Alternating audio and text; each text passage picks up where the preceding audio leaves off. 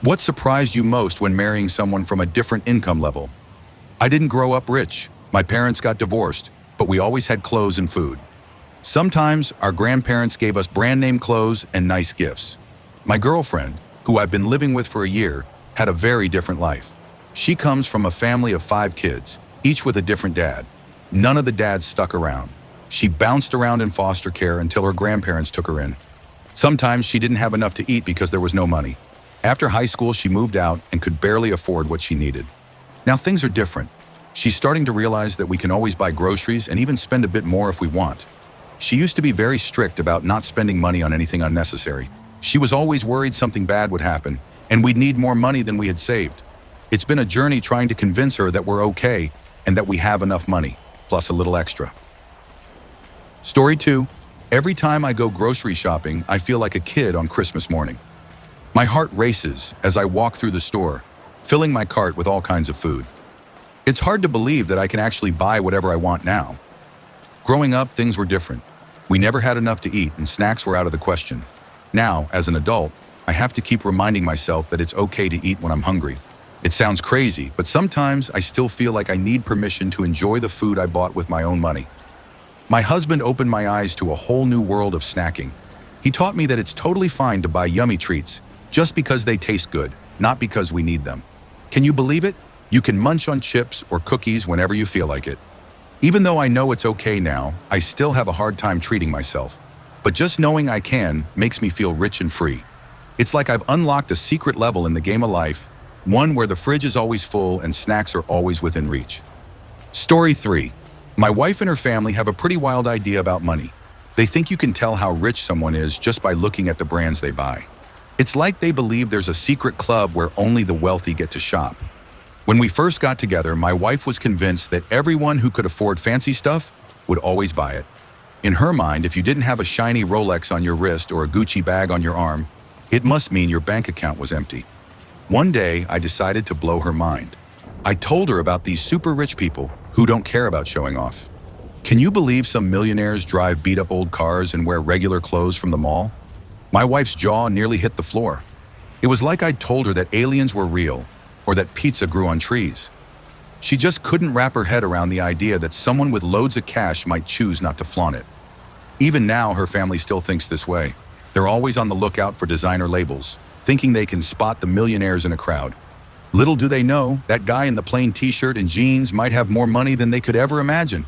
It's pretty funny when you think about it. While some people are busy judging others by their stuff, the real rich folks are out there living it up without anyone even noticing.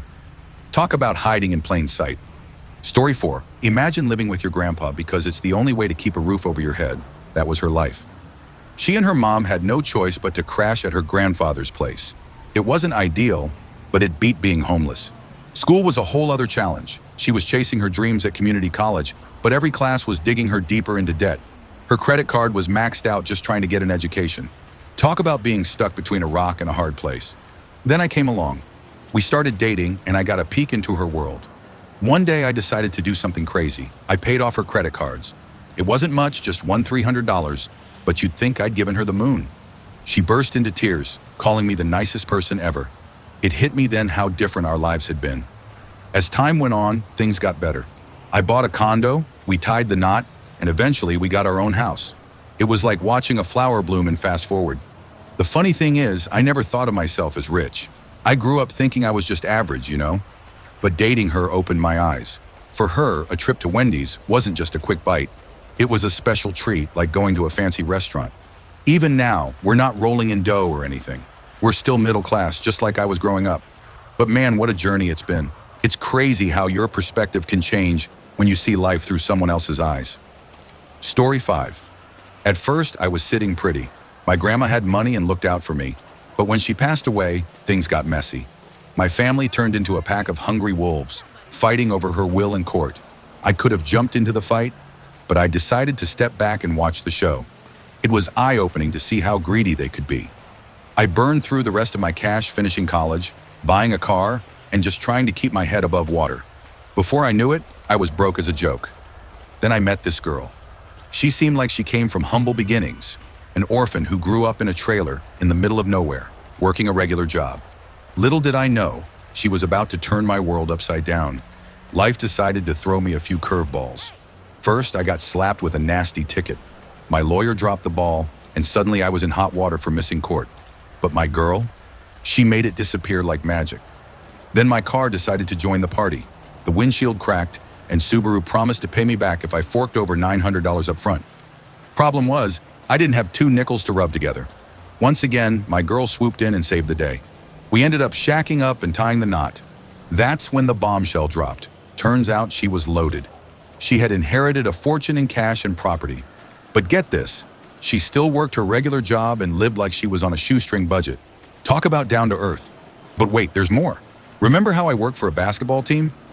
Well, it turns out she'd been a big shot donor and season ticket holder for years. She'd known who I was for 2 whole years before we officially met. Story 6, growing up, my family wasn't rolling in dough. My dad was a welder, and my mom stayed home to take care of us kids. Money was always tight, and eating out? That was like winning the lottery. I still remember how excited we'd get when we'd pull up to McDonald's. It wasn't just a meal, it was an event. Those golden arches might as well have been the gates to paradise.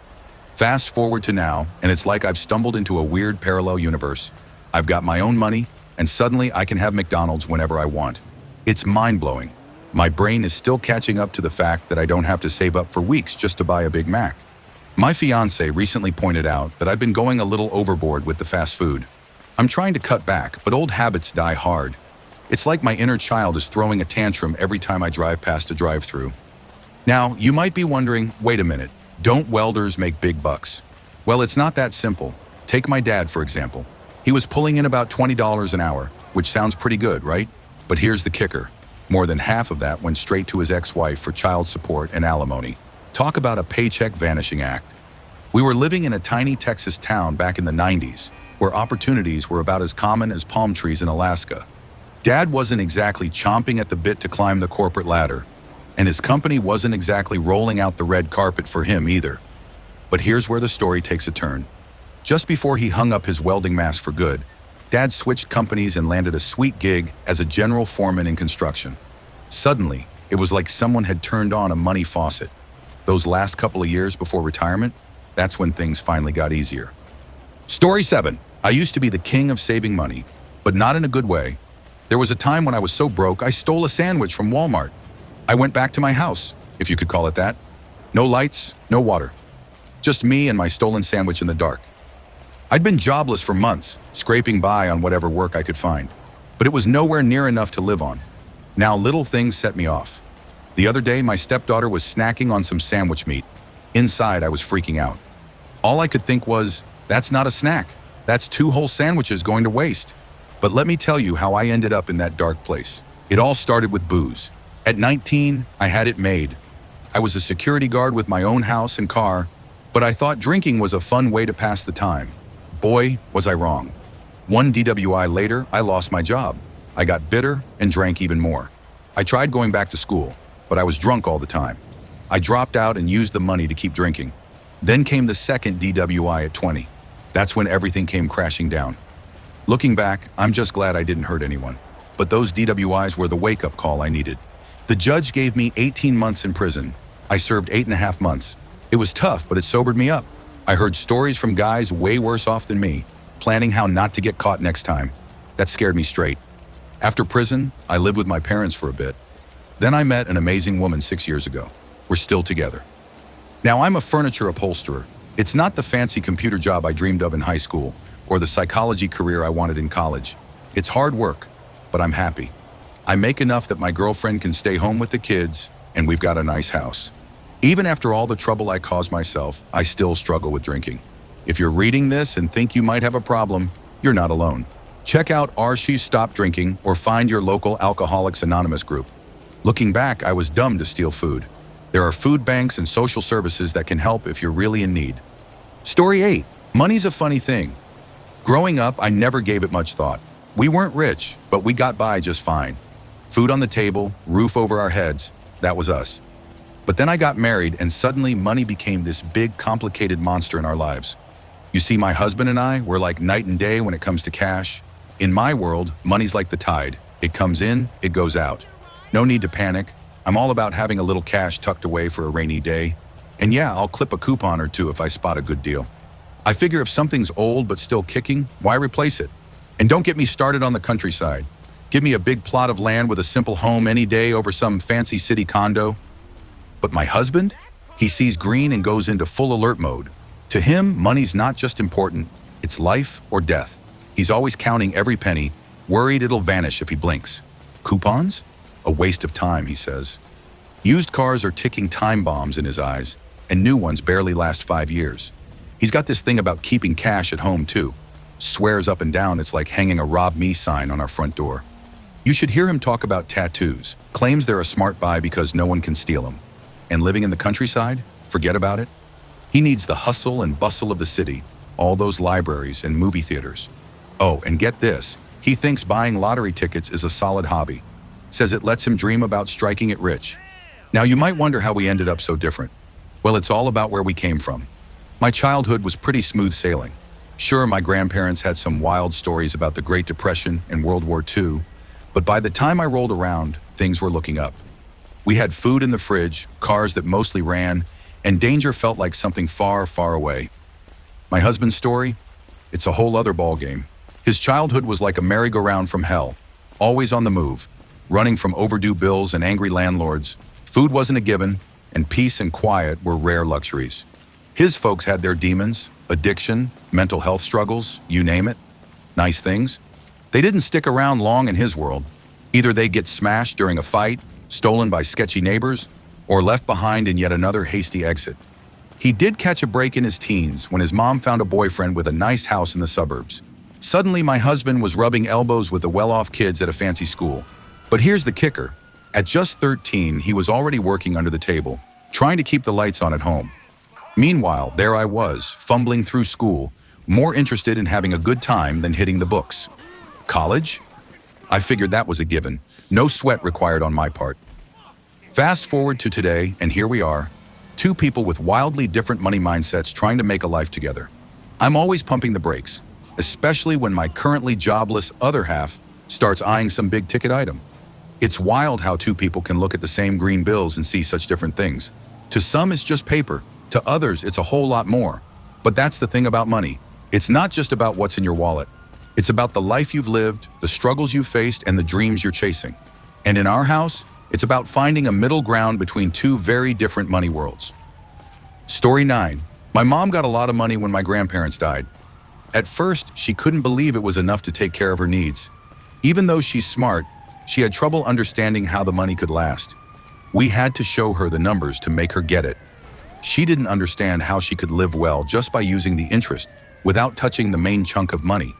It was like her brain couldn't connect the dots between expensive stuff and the actual math. Even after talking to a money expert, I had to keep telling her, "Mom, it's okay to buy a new car to replace your old one. It's not crazy to go on a fun trip every year. This stuff won't make you broke anymore." At first, it made me sad to see her worry so much for no reason. But now it's awesome to see her not be scared of money anymore. I guess what I'm saying is that a lot of smart people don't know much about money. Sometimes, big ideas like compound interest don't make sense until you show how they work in real life. You have to explain it in a way that connects to their everyday life for it to click. Story 10. I grew up really poor. My boyfriend, he's from a much richer family. Let me paint you a picture. My grandpa worked until he was 80 just to keep us off the streets. My boyfriend's family? They paid for him and his siblings to go to fancy private schools their whole lives. We used to drive our car until it was falling apart. The repair shop once refused to give it back because it was so dangerous. His family? They buy brand new cars with cash, no big deal. They're not super rich, but compared to how I grew up, they might as well be millionaires. It's funny how things changed. At first, I was the one who spent money like crazy, and he was careful with every penny. My mom has some mental health problems, so she never taught me how to handle money or other grown-up stuff. I only started figuring things out when I went to college. I opened a credit card to build good credit and saved a little bit. But I still have trouble with buying stuff I don't need, especially when I'm feeling down. Now he's the one buying whatever he wants, while I'm always worrying about saving money. I think the big difference is that he still lives at home while he's in school. He pays for his classes, but his parents cover everything else. Plus, they're putting money into his retirement account, so he has loads of extra cash to spend on expensive hobbies. Me? I have to pay for my car, insurance, rent, food, student loans, you name it.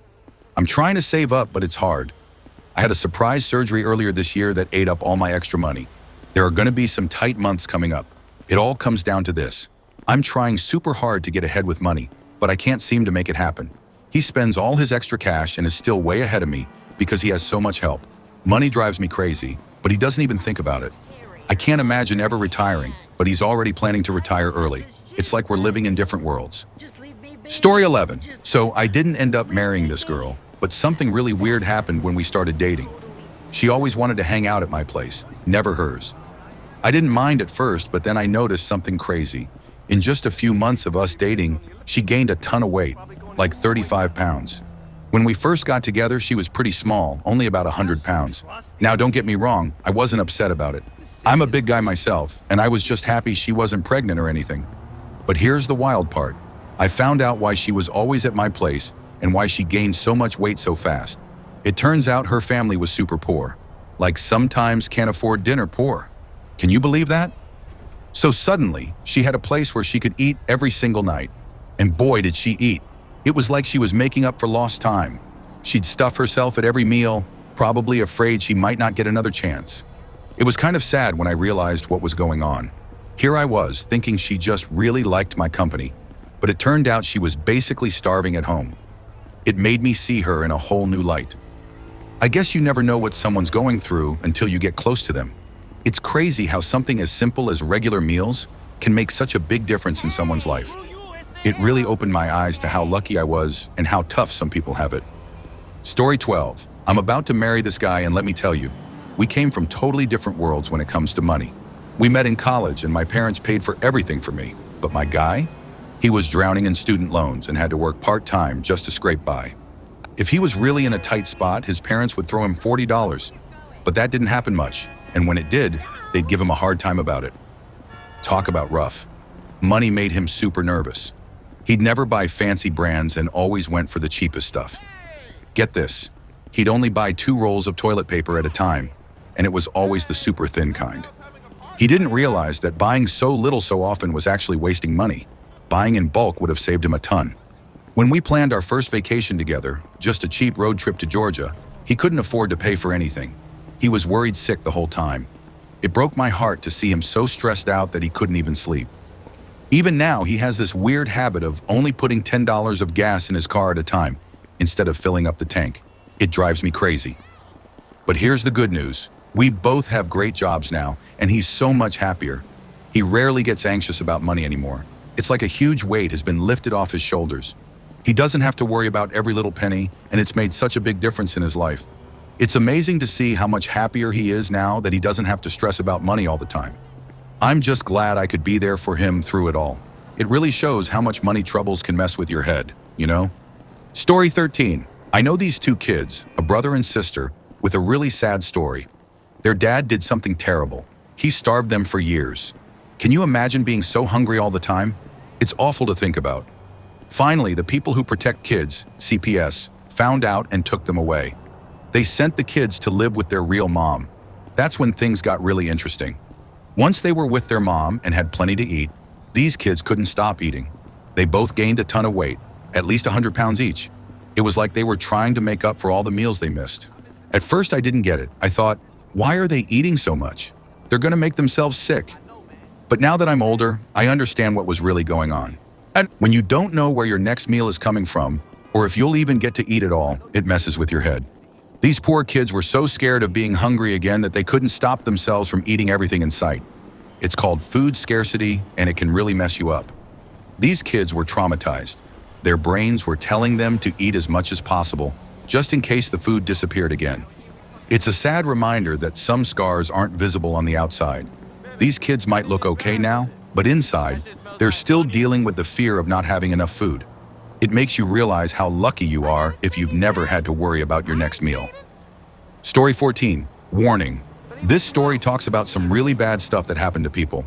When I married my spouse, I learned some shocking things about growing up poor. It's really sad and messed up. My spouse and all their friends got beat up a lot as kids. Sometimes even teachers hit them. Their parents went through the same thing when they were young. It's like a never-ending cycle of hurt. But that's not even the worst part.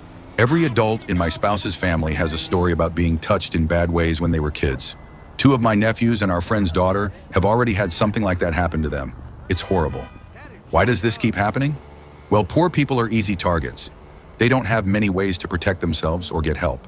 The parents care just as much as any other parents, but they're so busy working all the time that they can't always watch their kids. To make things even worse, there's a big drug problem where my spouse grew up.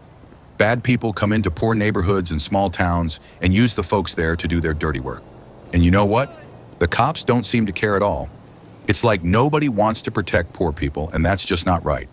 Small towns in America can hide some of the most evil stuff you can imagine. People get stuck there their whole lives, unable to escape. I'm so happy my spouse got out of there. This story really opened my eyes. It made me realize how lucky I am and how unfair life can be for people who grow up poor. It's not just about not having money, it's about being in danger all the time. We need to do something to help protect these kids and break this awful cycle. Story 15. I grew up dirt poor, just me and my mom in a tiny trailer park. Then I met Sarah, and boy, was I in for a shock. She came from this super rich family, and the differences between us were wild. I've always been careful with my stuff, you know? I'd wear my shoes until they were falling apart. I'm talking holes in the soles, walking on my socks kind of falling apart. But Sarah? She was something else entirely. She'd just throw her clothes on the floor like it was nothing. When I asked her about it, she'd shrug and say, "The maid will get it." A maid. Can you believe it? I couldn't wrap my head around it. Watching Sarah with money was like watching a kid in a candy store. But the candy store was the whole world. She never worried about prices or if she could afford stuff. If she wanted something, bam, she bought it, just like that. No stress, no saving up, nothing. The craziest part was how she saw the world. It was like she was looking at regular folks through a pair of binoculars or something. She had zero clue what life was like for people who weren't loaded. To her, everyone had maids and endless cash. It was nuts. Being with Sarah was like stepping into another universe. Sometimes I felt like we were from different planets. But man, did it open my eyes to how different life can be when you grow up with money versus growing up without it. Talk about a wake-up call. Story 16. I never thought being poor could be so different for two people. My partner and I both don't have much money, but our experiences are like night and day. Growing up, I knew what it was like to sleep on the streets and go to bed hungry. Those memories stick with you, you know? Now, whenever we have a little extra cash, I get this crazy urge to buy tons of food. I'm talking cans stacked to the ceiling and bags of rice everywhere.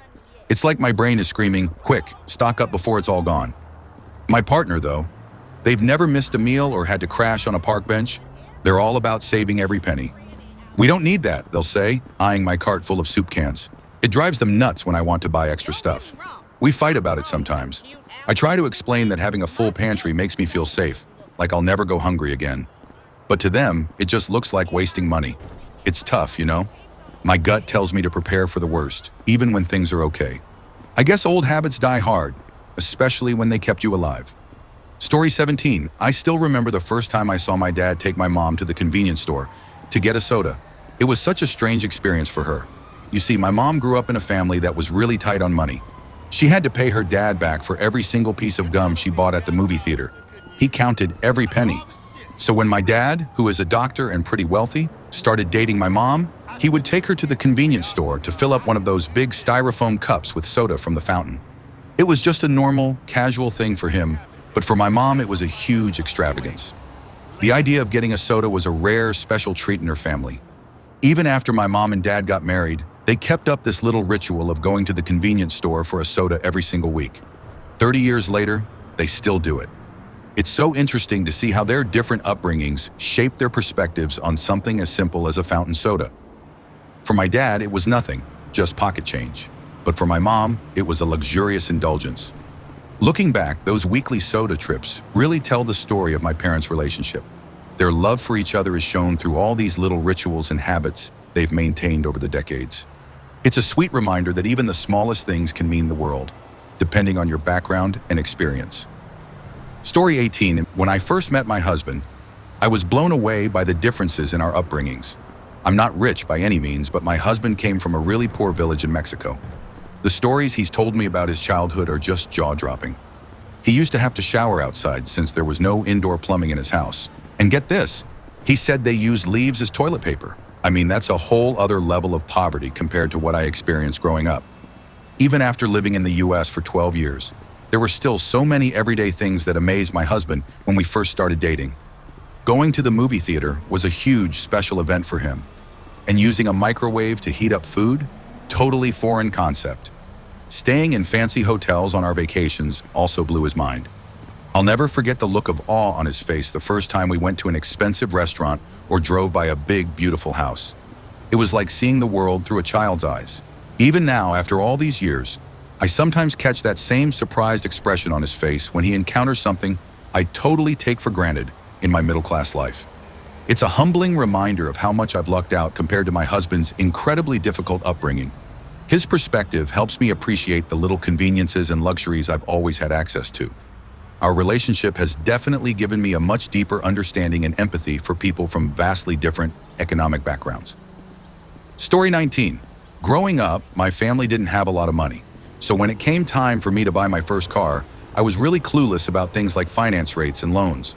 I just went to the dealership, picked out a Honda Civic, and they slapped on this insane 10% interest rate. Looking back, I can't believe I didn't realize how crazy that was at the time.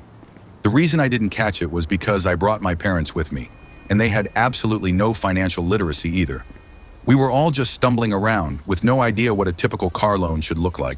I could afford the monthly payments, so that's all that really mattered to me back then. It wasn't until about a year into owning that car that I finally did some research and realized how badly I'd been ripped off. I ended up paying that thing off as fast as I could, but I still drove it for almost a decade. It ended up being a great car, but man, that initial loan was a total nightmare. I consider myself a pretty smart person, but financial literacy is a whole different beast. A lot of people have this idea that if you're rich, you must be automatically good with money. And if you make poor financial decisions, that means you're just dumb. But that couldn't be further from the truth in my case. These days, my husband and I both make six-figure salaries. But when we were younger and struggling, we both made some really bad money choices, just like I did with that first car. It's so easy to get taken advantage of, especially when you don't have the experience or education to know better. I love bringing up this story when people start judging others for their financial mistakes, because trust me, I've been there. And it wasn't because I was dumb, it was because I simply didn't have the knowledge or resources to make informed decisions. Sometimes it takes time, opportunity, and a little bit of luck to get to a place where you can start making smarter money moves. Story 20. I dated this guy once who was really good at making money. He could pull in twice or even 3 times as much as I could. But the crazy thing was, he was just terrible at actually saving or managing that money. It was like he had no concept of financial responsibility at all. For starters, he would set himself up as a company to avoid paying higher taxes, but then he'd hire an accounting firm to handle his taxes for him. And get this, he didn't even trust them to do it right, so he'd end up doing it all himself anyway. What a waste of money. And the way he spent his cash was just wild.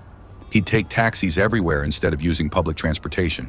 If he had to cancel a flight, he'd just book a new one without even bothering to try and get a refund from the insurance.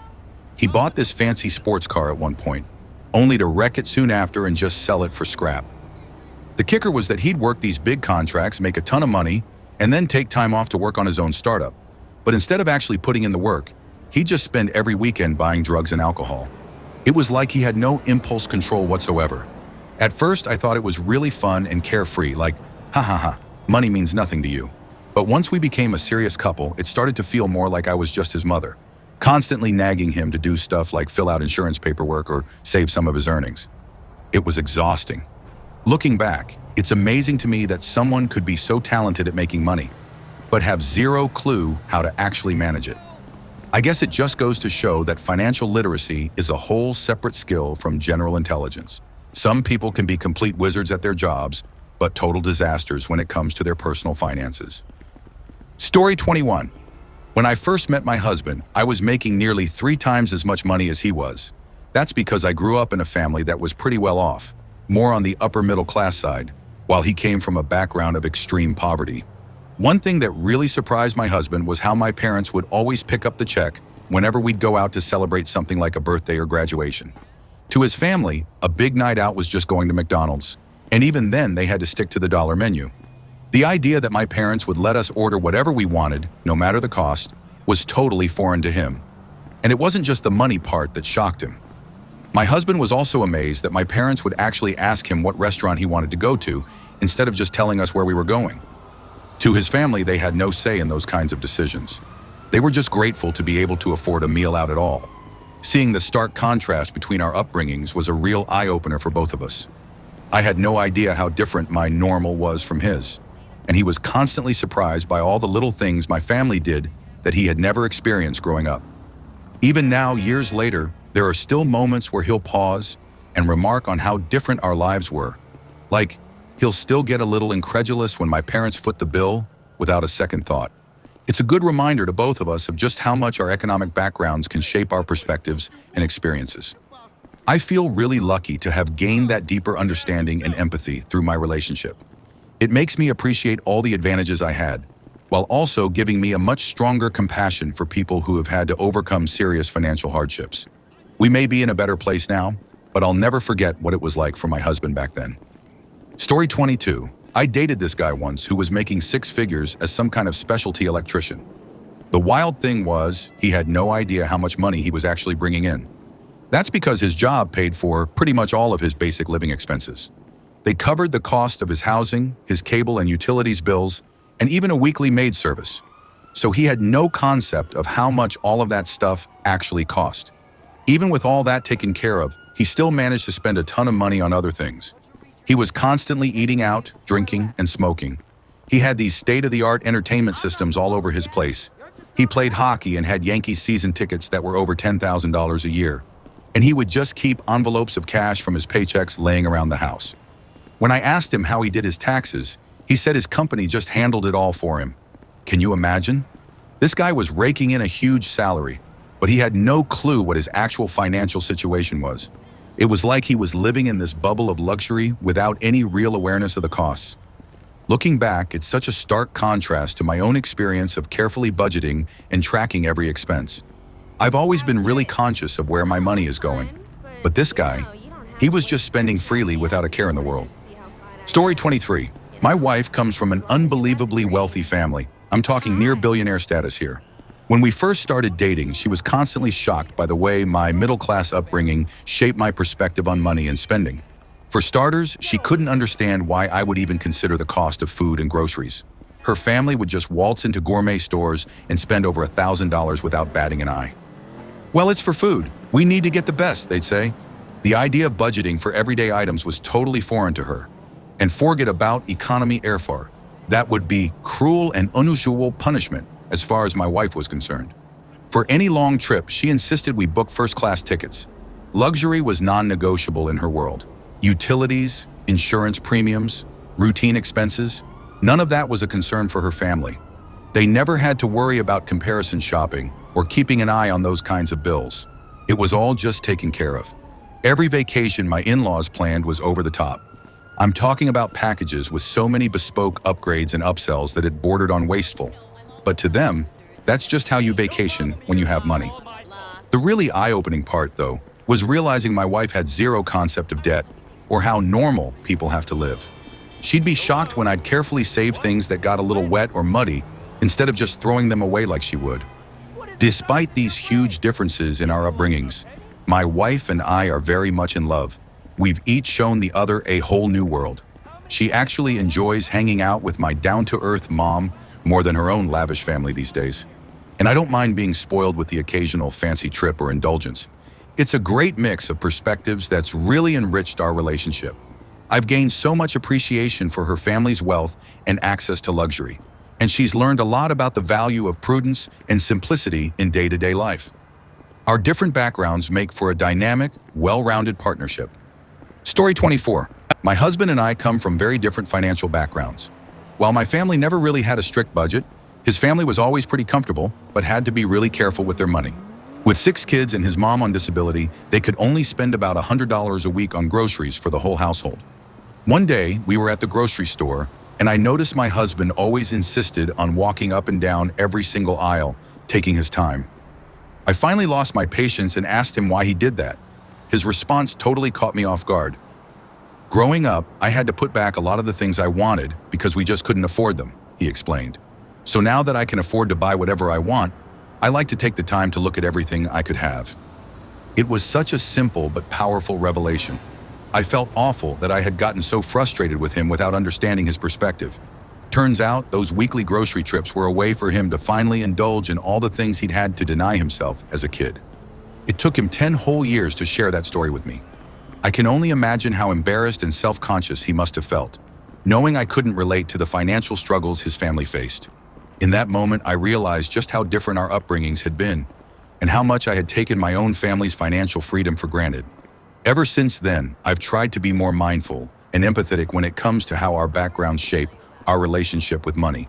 My husband's cautious, appreciative approach is such a contrast to my own casual, limitless one. But both perspectives have their merits, and together we've found a healthy balance. Story 25. Growing up in a poor family, I was always told that credit cards were completely evil and that I should never get one. My parents had this outlook because they had never really been taught how to use credit cards responsibly themselves. So when I finally did have to start building my own credit, I didn't overthink it. I just followed the basic rules and paid my card off in full every month. But then things started to spiral out of control. The credit card companies kept increasing my limit and giving me more cards. And my emotionally abusive ex-boyfriend would use them for all of our everyday living expenses, promising he'd pay them off with me. But of course, the interest just kept snowballing. And before long, I was completely buried in debt that I couldn't dig myself out of. My ex ended up ghosting me after we had been living together for 4 years. I was completely on my own, and it was the most depressing time of my life. I would come home from work every day and just break down in tears. The constant calls from creditors, trying to pay the minimum on each card while the interest kept piling up. It felt like a 24/7 weight on my chest. Then I met my current boyfriend. I noticed that he was really responsible with his credit cards, always talking about rewards and perks. It took me a while to open up to him about my debt problem, because I was just so embarrassed. But when I finally did, he was so supportive. He sat down with me and helped me figure out the best way to tackle it all. He even offered to pay off the entire balance with his work bonus that year. But I just couldn't feel comfortable accepting that. I knew I needed to get out of this mess on my own. Then one day, my boyfriend gave me an envelope and told me not to open it until I got home. When I did, there was $1,000 inside. He said he hoped it would help lift the burden and that I should use it however I wanted, even for a lawyer to file bankruptcy if that's what I decided to do. Well, I did end up filing for bankruptcy, and it was honestly the best decision I ever made. It was scary at first, but I felt like 1,000 pounds had been lifted off my chest. My boyfriend's kindness and support through all of that really showed me that there are good people out there who understand the struggles of credit card debt. I'm forever grateful to him for helping me get my life back on track. Story 26. My dad has done incredibly well for himself these days. He owns a successful business, has multiple houses, and has a ton of different income streams. But his path to that level of success was anything but easy. You see, he grew up dirt poor when he had his parents around, and then things got even worse when he found himself out on his own at just 14 years old. I'm talking about the kind of poverty where he was sleeping on the floor of a gas station bathroom. Can you even imagine? It's no wonder that to this day, over 40 years later, my dad still has some pretty ingrained habits from that incredibly difficult upbringing. One thing that really sticks out is how he eats his cereal. Before he even pours the milk, he'll take a small handful of the cereal out of the bowl and put it back in the box. That way, he'll always have a little bit saved, just in case. It's like he can't shake that constant worry and fear of not having enough. Experiences like that really do something shitty to people, you know? The pain and anxiety of growing up without any kind of financial stability or luxuries like a full bowl of cereal can leave a permanent mark. No matter how successful or comfortable my dad is now, those early years of deprivation and insecurity will always be a part of him. It's a powerful reminder that poverty can have lasting effects that go way beyond just the dollar amount in your bank account. The psychological scars, the changing of your core behaviors and mindset, that's the real damage that gets done. And it's something that's so hard to fully recover from, even when your circumstances improve drastically. Seeing how my dad has navigated that struggle with such grace and determination is truly inspiring to me. He's achieved this incredible level of success, but he's never forgotten where he came from. If anything, that background has made him an even more grounded, compassionate, and resilient person. I have so much respect for the way he's overcome those early hardships. Story 27. One of the biggest differences between my partner and I was how we approached dealing with important responsibilities and obligations. You see, she had this tendency to just completely ignore the things she didn't want to face. For example, if her car needed to be registered, she'd just keep driving it, even though the service light was on and it couldn't pass inspection. She'd just pretend the problem didn't exist and keep going. Or with her student loans, she'd get the mail from the loan servicer and just refuse to open it, hoping the issue would somehow resolve itself. She didn't have the money to make the payments, so she'd just avoid it altogether. And if she needed to book a flight somewhere for a big event, she'd put it off until the last minute, when the ticket prices had already doubled.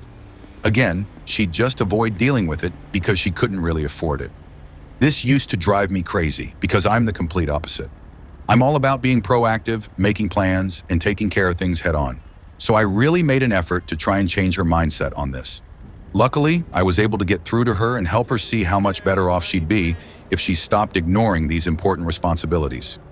She started opening her mail, making payment plans, and getting her car registered on time. And you know what? Her credit score ended up going up by a few hundred points. Now, she can't believe some of the other members of her family who still have the same avoidant habits that she used to. She's really come a long way in terms of taking ownership of her finances and obligations. It's been amazing to see the positive impact it's had on her life. I think this experience just goes to show how deeply rooted someone's financial behaviors and mindsets can be, especially if they grew up in an environment where that kind of avoidance was the norm. But with patience, understanding, and a willingness to change, it is possible to break those ingrained patterns, and the payoff is so worth it. Story 28. When I was in college, I dated someone who was part of the 1%, the ultra-wealthy elite. I actually met her at a bar, of all places. But it didn't take long for the differences in our lifestyles to become a major issue in our relationship. You see, her schedule was nothing like mine as a typical college student. Her days were filled with things like soul cycle classes in the morning, yoga during the day, and random cooking classes or other activities she felt like doing. And the kicker was, she didn't have to work at all. Her family was so rich that she literally never had to earn a paycheck in her life. Meanwhile, I had a packed schedule of daily classes, an internship I had to attend, and all sorts of club obligations. I just couldn't drop everything to see her randomly whenever she wanted. But she just couldn't wrap her head around that. She expected me to make her an absolute priority and see her every single day. And when I couldn't do that, she ended up breaking up with me. I guess in her world, if someone didn't drop everything to be with you 24/7, they just weren't interested enough. Looking back, it's crazy to me how differently we approached our days and our responsibilities. While I was hustling to get my degree and build my future, she was living this completely carefree, privilege-fueled lifestyle. There was just no way for us to be on the same page. I'll admit, there was a part of me that was envious of her wealth and freedom. But at the end of the day, I was glad to have the structure and obligations that kept me grounded. Her inability to understand or respect that was a deal breaker for me. It was a real eye-opener, though, to see firsthand how the 1% can live in this bubble, completely disconnected from the realities that the rest of us face. That experience has stuck with me and given me a lot more empathy for the struggles of everyday people. Not everyone has the luxury of being able to do whatever they want, whenever they want. Story 29. I never knew what it was like to have money until I married my wife. Growing up poor, I was used to everything being a big deal. A flat tire, major crisis, broken phone, end of the world.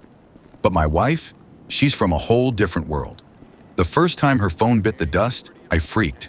I mean, full-on panic mode. How are we gonna afford a new one? What would we have to give up? But she just laughed. Relax, babe. We'll swing by the store and grab a new one today. No biggie. I thought she was joking, but nope.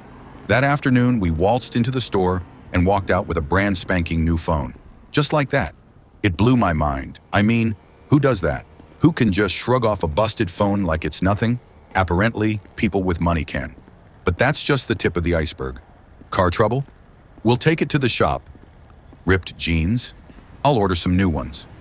Every little thing that would have sent me into a spiral back in the day was just another day for her. It's crazy how different our worlds were. But you know what? I'm learning. Learning that maybe, just maybe, not everything has to be a catastrophe. That sometimes things can just be easy. And man, let me tell you, it's a pretty sweet lesson to learn. Story 30. Growing up, my hubby and I didn't have much. But now, he's raking in the big bucks. We're talking 6 figures. You'd think I'd be living it up, buying fancy clothes and designer bags. But nope, not me. I still hit up the charity shops for my wardrobe. I mean, why blow $400 on a pair of shoes you'll only wear for a season when you can score some sweet designer threads at the thrift store? You just gotta know what to look for. And don't even get me started on fancy grocery stores like M&S and Waitrose. Talk about overpriced. I'd rather hit up Aldi and load up my cart with a ton of fresh goodies. For just $100, we eat like royalty. Oh, and takeout? Not in this house. I'm all about home cooking. But let me tell you about this one time when we first started dating. I was whipping up some spaghetti for dinner and grabbed a bottle of red wine from his shelf to add to the sauce. Little did I know it was a $45 bottle. And honestly, it tasted pretty average to me. And trust me, I know my wine. I drink a lot of it. But that's just how I roll. I may have married a high roller, but I'm still a thrifty gal at heart. And you know what? I wouldn't have it any other way. Story 31. Growing up, my family went from being middle class to pretty well off. My parents always told me, when you buy something, spend more to get quality stuff that lasts. They said if something broke, you should fix or replace it ASAP. But now that I'm out on my own, I'm barely scraping by, living just above the poverty line. And let me tell you, it's been a rude awakening.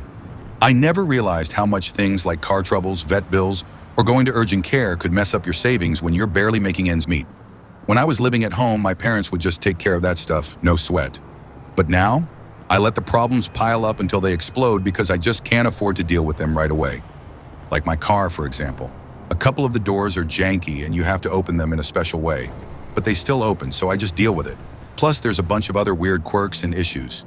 I can't afford to get them fixed and the car still runs, so I just let it be. I only take it to the shop when something totally goes kaput, like a dead battery or blown transmission. The weird thing is, both my parents grew up dirt poor, but they don't seem to get what I'm going through. Maybe it's because times have changed. Stuff like food and gas costs way more now. And don't even get me started on technology and the job market. It's a whole different ballgame.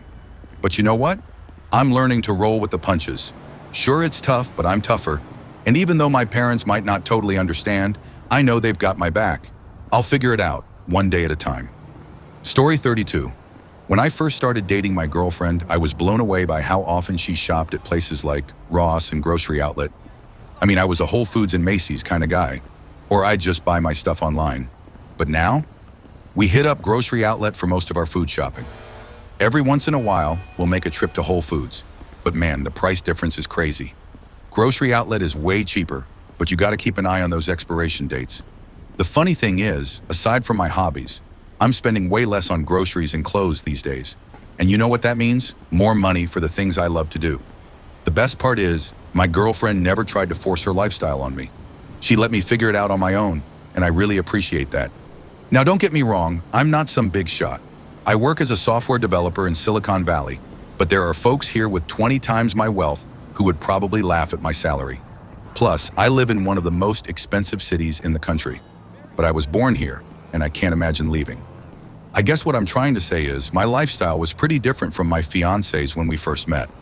That's all. Oh, and for the record, I never really cared about fancy clothes. I'm more of a watch guy. So when people tell me Macy's is for poor people, I just shrug it off. To each their own, right? At the end of the day, it's not about where you shop or how much you spend. It's about finding what works for you and being open to new experiences. And that's a lesson I'm learning every day, thanks to my amazing partner. Story 33.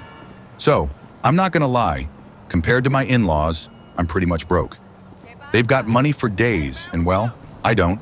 But that's okay, because I've got some tricks up my sleeve when it comes to saving a buck. Take our two little munchkins, for example. When it was time to stock up on clothes and toys for them, I told my wife, hey, let's hit up some flea markets and garage sales. You should have seen the look on her face. It was like I'd suggested we dress them in potato sacks. Turns out she'd never even been to a garage sale before. The idea of buying secondhand stuff for our kids had never crossed her mind. But I showed her the ropes, and now she's hooked. These days, before she even thinks about clicking buy on Amazon or running to the store, she always stops to ask, hey, can we find this used somewhere? It's like a light bulb went off in her head. Why pay full price when you can snag some gently used goodies for a fraction of the cost? Now her parents? They think it's gross that we make our kids wear clothes that other children have worn before. But here's the thing, they're not the ones paying our bills. We are. And you know what? Our kids couldn't care less. They're just happy to have cool new toys and comfy clothes to run around in. They don't give a hoot if it's brand new or pre-loved. So yeah, I may not have a fancy pedigree or a trust fund, but I know how to stretch a dollar. And that's a skill that'll serve our family well, no matter how much money we have in the bank. Plus, it's kind of fun, you know? Hunting for treasures at garage sales and flea markets. It's like a little adventure every weekend.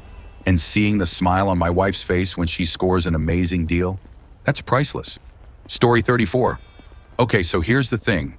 I don't think it was really about the money. It was more about the way they lived. And let me tell you, it was gross. I'm talking dog poop everywhere, dishes piled up in the sink, floors that were so grimy you could barely tell what color they were supposed to be. And the smell? A lovely blend of dog pee and cigarette smoke. Yum. One time I had to use the bathroom at one of my significant other's parents' places. I kid you not, I had to do this awkward balancing act on the toilet just to avoid stepping in period blood. I mean, come on, it was just beyond disgusting. But here's the kicker. When my SO and I got married and moved in together, he was totally shocked that he would come home every day to a mostly spotless house. Like, he couldn't believe it. Now, on the other hand, I once dated this guy whose stepdad was a hotshot lawyer. They were living the high life for sure. But you know what he found weird about my lifestyle? That I didn't eat pizza with a knife and fork, accompanied by a glass of wine. I mean, really? It just goes to show, money doesn't always equal cleanliness or class. Sometimes, it's the little things that make the biggest difference. Like I may not have grown up with a silver spoon in my mouth, but at least I knew how to keep a house clean and eat pizza like a normal person. And honestly, I wouldn't have it any other way. Sure, it was a bit of a culture shock for my SO at first, but he's come around. Now he appreciates coming home to a tidy space and not having to worry about stepping in mystery substances. And as for the fancy pizza eating, well, we'll save that for date night at a swanky restaurant. But at home, it's hands all the way, baby, and that's just the way we like it. Story 35. Back when I was a high school teacher, my wife was making way more money than me. We were just dating at the time, and I was driving this ancient Honda Civic that my cousin had lent me. It was a real piece of work. Primer black, stick shift, and at least a decade old. Sometimes my wife would borrow my car, and she couldn't believe how mean people were to her on the road. It was like driving that ugly old car made her a target for everyone's worst behavior. People would cut her off, honk at her, and just generally treat her like dirt. But the second she stepped out of the car, it was like a magic spell had been lifted. She really respected me for not letting it get to me. She thought I must have the patience of a saint to put up with that kind of treatment day in and day out. And honestly, it wasn't easy. I was constantly getting pulled over by cops, only to be let go with a warning. Other drivers would target me with road rage, and even pedestrians felt like they could just walk up and give me a piece of their mind. But I tried not to let it sour me. I knew that old car was just a temporary setback, and I was working hard to save up for something better. Fast forward to today, and I'm driving a much newer Honda, only a year old. And let me tell you, it's a whole different world. I drive the same way I always have, but without the wind roaring in my ears every time I go over 40 mph, I might be a bit more aggressive on the gas pedal. The best part? I haven't been pulled over once, and I can't remember the last time I had a negative interaction on the road. It's like people suddenly respect me now that I'm driving a nicer car. And my wife? She loves trading cars with me now. It's like we're on an even playing field, and she doesn't have to deal with all the hassle that comes with driving a clunker. It just goes to show sometimes it's the little things that make the biggest difference. And while I'm grateful for my newer ride, I'm also proud of the person I was when I was driving that old Civic. Because it taught me a lot about perseverance, patience, and not letting other people's opinions get me down. Story 36. So here's the thing. I grew up in a pretty well-off family, but it wasn't always like that. My dad started his own business from scratch, and he knew what it was like to be poor. My wife, on the other hand, came from a blue-collar family that didn't have a lot of money. When we first got married, we were both fresh out of college and barely making ends meet. But the biggest shock for me was how my wife wanted to spend money. Like when my mom bought her a pair of jeans that cost over $100 for her birthday, she was totally floored. She couldn't believe someone would drop that kind of cash on a single pair of pants. But at the same time, she was all about buying big-ticket items. She wanted a motorcycle for me, even though I don't ride, a new furniture set, a fancy new bed, and a brand new car. And the crazy thing? She wasn't even thinking about saving for a rainy day or putting money away for retirement. Don't get me wrong, We were both too proud to take any money from my parents. But it took a long time for her to come around to the idea of having an emergency savings account and focusing on paying off debt instead of buying stuff we didn't really need. Eventually, she started to see that her parents were in a tough spot because they had some pretty bad spending habits. And that was a wake-up call for her. But even now, it still pops up sometimes. Like when we finally paid off my car, her first thought was that I should go out and get a new one. I was like, hold up, let's enjoy being car payment free for a minute. It's been a journey for sure, but I'm proud of how far we've come. We're learning to balance our wants with our needs and to think about the future instead of just the here and now. And even though we came from different backgrounds, we're building a life together that works for us. It's not always easy, but it's worth it. Because at the end of the day, we've got each other's backs. And that's what really matters. Story 37. Growing up, my fiancée and I couldn't have been more different. Her family was loaded. Big house in the country, shiny new cars, and fancy vacations. Me, I was raised by my single mom in crummy apartments, relying on hand-me-downs and government help to get by. We weren't totally broke, but I never had anything new until I was out on my own. As we got to know each other, we started to see how different our worlds were. She couldn't believe I'd never been camping in an RV or cabin, only tents. And I was blown away that her family ate at nice restaurants every weekend, while we only went out for super special occasions. Even our gifts were different. She got cool gadgets, while we got practical stuff. But here's the thing. Despite our different backgrounds, we don't let it get in the way of our love. Her family might have money, but they're also kind of terrible. They didn't approve of her being with me, a trans man, and they really lost it when they found out she's bisexual. It got so bad that they ended up disowning her. The last straw was this one summer day when her stepdad woke her up early, screaming all sorts of hurtful things at her. He called her lazy, fat, and threw in some really nasty slurs. He even threatened to make her walk to work if she didn't get ready in 5 minutes, even though they all had their own cars. She was so upset that she called me, begging for help. My mom drove me over, and when we got there, she was standing in the driveway, crying her eyes out with a bundle of clothes in her arms. Her stepdad had his hand raised like he was going to hit her, but he dropped it when we pulled up. And her mom? She just stood there, watching it all happen. We took her home with us that day, and she never went back. She lived with my family while we finished college, and now we have our own place together. It's been a tough road, but we've got each other, and that's what matters most. Her family might have money, but they don't have love, and that's something you can't buy. Sure, I still joke about her marrying down, but the truth is, we're equals in every way that counts. We've been through some really hard times, but we've come out stronger on the other side. So yeah, our backgrounds might be different, but our love is the same, and that's what's going to carry us through, no matter what life throws our way. Story 38. This is more of a funny story, but I was the one who didn't have much money. My husband, who was my boyfriend at the time, took me to a really nice restaurant. The waiter asked if I wanted pepper on my Caesar salad, which was made right at the table. I said sure, and he started adding pepper. The thing is, I didn't know you had to say stop. My husband slowly realized this, but decided to see how it would play out. The waiter kept adding pepper, and I just sat there, thinking this was how a Caesar salad was supposed to be. It was my first time eating a salad that wasn't just iceberg lettuce with ranch dressing. Eventually, my husband told me I needed to say stop. I laughed and said, "Oh, I didn't know." The salad still tasted fine, just with a bit too much pepper. Story 39. I didn't marry her for a variety of reasons, but I had a vacation planned with my significant other. We broke up before the trip, but I decided not to cancel. I asked a few friends if they wanted to go with me. I ended up taking a girl I was mildly interested in. She lived across the country, and we had known each other for a few years, but never met in person. We were traveling down the coast of California, making various stops along the way. One of our stops was the Monterey Bay Aquarium. We were sitting at the oyster bar, which had an amazing view of Monterey Bay. I looked over at her and she said, "I've never seen the ocean before," in the same tone you might use to say, "I need to have a root canal." In that moment, I realized just how poor she really was and how different our lives had been. This little trip, which meant nothing to me, was a big deal to her. I also saw how emotionally messed up she was. I later found out she had never left her hometown, never been on an airplane, and never been to a theme park. We spent a few days at Disneyland, and I felt horrible for her. My family had experienced both wealth and poverty, so I knew both ways of life. But even though I knew what poverty was, I didn't know what only poverty was. I had bad times, sure, but I also had really good times and great memories. She did not. Everyone in her life had used her and thrown her away, and she was just broken. I cared about her, but I realized I didn't really love her. I wanted to make her life better, but I knew that while we had a lot of fun, we were just two very different people with almost nothing in common and totally different perspectives on the world. She had serious emotional problems she needed to work through, and it wasn't something I could fix by throwing money around. We parted ways on good terms.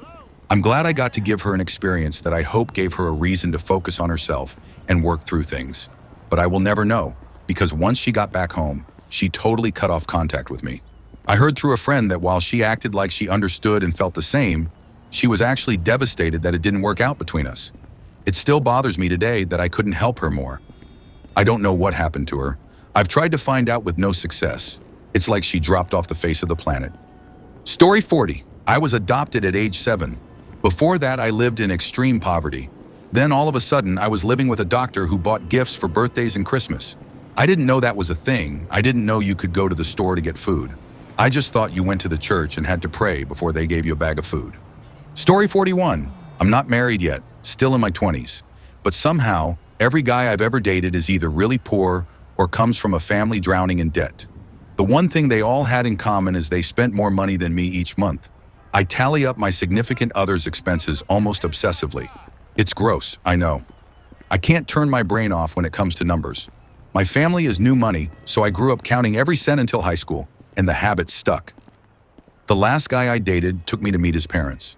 He was so embarrassed by their financial situation and home that he didn't let me stay for dessert. He started saying we might not be a good fit, but I really liked him. So big mistake, I thought I could sit him down and give him some financial advice. I didn't set up a huge presentation or anything. Over coffee, I pulled a napkin from the dispenser and started running numbers with him. At first, he seemed thankful and was very responsive. Then we tallied up the amount of money he wasted each year on ridiculous, unnecessary expenses. I've never seen a man look like that before. I felt like such a jerk. He paid for us and left. I saw him again a few days later when he came to say goodbye and grab some things out of my car. Story 42. When the family had people over for dinner, they had a special code. If they ended the prayer before the meal with FHB, Amen, it was a signal to let the children know that they didn't have enough food for everyone. It meant family, hold back. The kids would take smaller servings so the guests could have regular portions. They were always generous to their friends and didn't let their lack of money embarrass them. They made sure their guests felt welcome and well-fed, even if it meant the family had to eat a little less. Story 43. This isn't exactly what you're asking for, but I once dated a girl who had received a hefty inheritance from her grandparents and parents. I remember eating a prepackaged meal at her place and really liking the food. I asked her where she got it and how much it cost. She said Whole Foods and mentioned that she never looked at prices. It blew my mind that someone could shop at Whole Foods and not even consider prices. She just grabbed what she liked and threw it in the cart without a second thought. Story 44. Honestly, food insecurity was a big issue. When we were first married, she would get visibly uneasy if the food in the house was running low. She never overate or anything, but she was always concerned about it. A lot of times when she was younger, she went hungry. On the humorous side, she hates camping. Her answer is always the same. I camped because it was fun. She camped because they couldn't afford hotels.